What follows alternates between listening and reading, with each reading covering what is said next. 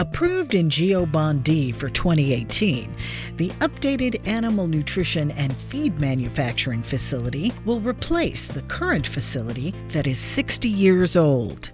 One of the greatest opportunities that our students have with an animal science degree is working in the feed industry. And so giving our students the opportunity to see how each level of the feeding industry works is going to give them the greatest opportunity to find employment after they're done, because that starts with the feed mill. So my study is probably going to be on protein digestibility, and my animals are going to be out on pasture, but I'm still going to be supplementing them proteins. So I need those supplements to come through a feed mill for me to be able to give them the right amount of ingredients at the right time.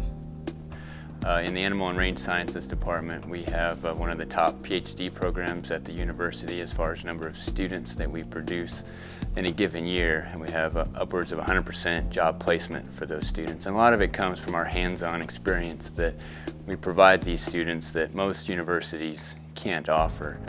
It's difficult for us to compete with our aged facilities, so that's why this is very important for us to continue to grow our program, but to also put the best technology that's available for the industry in front of our students.